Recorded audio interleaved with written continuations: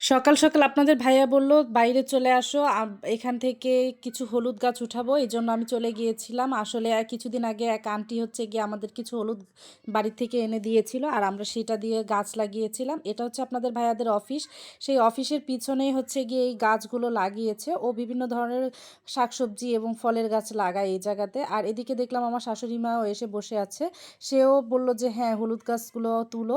তাই আমরা শুরুতেই হচ্ছে হলুদ গাছ তুলতেছিলাম। আসলেও আপনাদের ভাইয়া এখানে টবগুলো হচ্ছে পলিথিনের যে টবগুলো আছে সেই টবগুলোর মধ্যেই হচ্ছে হলুদ গাছ লাগিয়েছিল। আর এই মাটিগুলো অনেক শক্ত ছিল আর কি। আর প্রচুর পরিমাণে শেকড় হয়েছিল। আসলে হলুদগুলো কিন্তু প্রথম অবস্থায় অতটা বড় হয়নি। আমরা বুঝে উঠতে পারছিলাম না আসলে কতক্ষণ মানে কতদিন পরে আর কি হলুদটা পারফেক্টলি হয়। আসলে যারা চাষ করে তারা বলতে পারবে।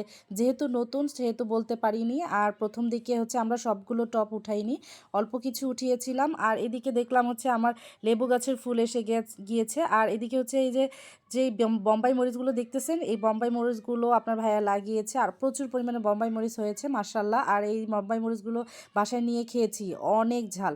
আর এদিকে হচ্ছে টমেটো গাছ লাগিয়েছিল। আর টমেটো গাছগুলোকে ও বেড়া দিয়ে রেখেছিল। যেহেতু আমাদের এখানে বাদরের উৎপাত আছে, আর বাদরের জন্য আসলে কিছুই রাখা যায় না। ওরা আসলে খায় তো না, কিন্তু ছিঁড়ে ছিঁড়ে ফেলে দেয়। আর এদিকে হচ্ছে বেগুন হয়েছিল। আপনার ভাইয়া মনে করছিল বেগুনটা আরও বড় হবে, কিন্তু বেগুনগুলো অনেক বয়স হয়ে গিয়েছিল আর বুড়ো হয়ে গিয়েছিল।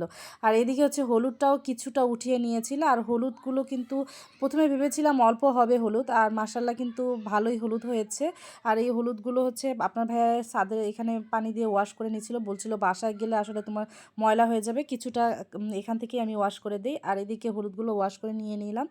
আর এখানে ওই যে আন্টি ছিল, ওই আন্টিকেও আমি কিছু হলুদ দিয়ে এসেছি, কারণ যেহেতু ওনার গাছ ছিল। আর এদিকে বাচ্চাদের জন্য এসে আমি পোলাওটা রান্না করে নিলাম, যেহেতু ওদের ক্ষুধা লেগেছে। শুধু বাচ্চাদের জন্য করেছি, আর আমরা আসলে পোলাওটা খাবো না, এই জন্য আমাদের জন্য সাদা ভাতটা করেছিলাম। আর এদিকে বাচ্চাদের ক্ষুধা লেগে গিয়েছিল, ওরা বলছিল যে আম্মু তাড়াতাড়ি দাও আর কি।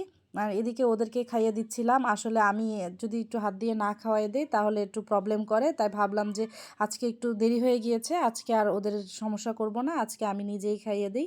আর এদিকে ওদের খানাদানা কমপ্লিট করে নিলাম, আর ওরাও তৃপ্তি সহকারে খাচ্ছিল। আসলে রোস্ট পোলাও হলে ওদের আর কিছুই লাগে না। আল্লাহর রহমতে আমার 3টা কন্যা আছে, আর আমার বড় কন্যার মানে বাচ্চাটা হওয়ার পরই কিন্তু আমার আর 2টা যমজ বাচ্চা হয়ে গিয়েছে। আসলে ওদেরকে একসাথে মেনটেন করাটা আমার জন্য খুবই কষ্ট হয়ে যায়। আর ওদেরকে দেখা যাচ্ছে খাওয়াতে পারলেই আমার সব দিকে শান্তি, আমার কাজেরও প্রেশারটা একটু কম হয়। আর এদিকে আমি সবগুলো আদাও একটু কেটে নিয়েছি, আর হলুদগুলোও কেটে নিলাম। আমি যেহেতু হলুদগুলোকে একটু শুকিয়ে নিব, শুকিয়ে আমি গুঁড়া করে নিব, তাই এইভাবে করে কেটে নিলাম। আজ এই পর্যন্তই।